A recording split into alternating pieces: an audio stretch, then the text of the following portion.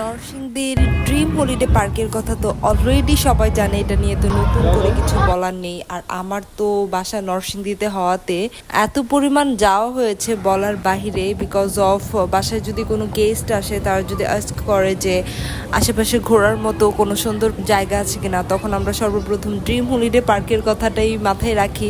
যাই হোক, যে কোনো বিষয়ে মানুষের জানা অজানা থাকতেই পারে, তারপরেও আমি বলে রাখছি যে এটি নরসিংদী জেলার পাঁচদোনা ইউনিয়নের চৈতাবা এলাকায় অবস্থিত। খেলানগর থেকে ড্রিম হলিডে পার্কে আসতে আমাদের বাস ভাড়া লেগেছিল 20 টাকা করে জনপ্রতি, আর ড্রিম হলিডে পার্কে প্রবেশের মূল্য ছিল জনপ্রতি 350 টাকা করে।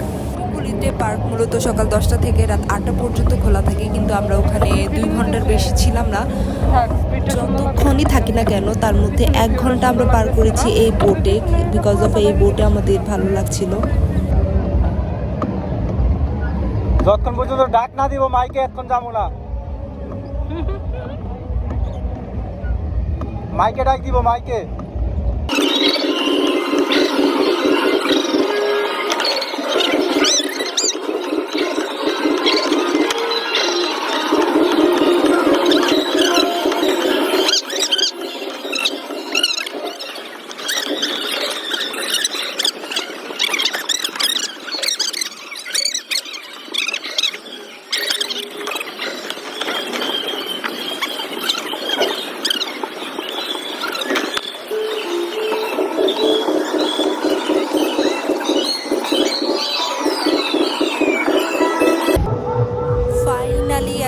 শেষ হওয়ার পর তারা মাইকে ডাকলো যে আমাদের টাইম ওভার হয়ে গিয়েছে, তখন আমরা চলে এলাম।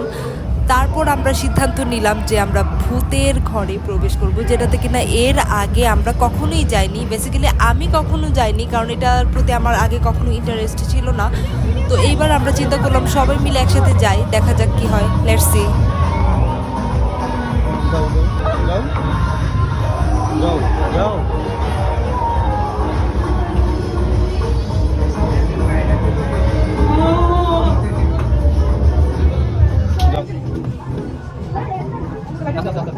না লাগে হবে, ভালো লাগে আস্তে আস্তে কাছে চলে।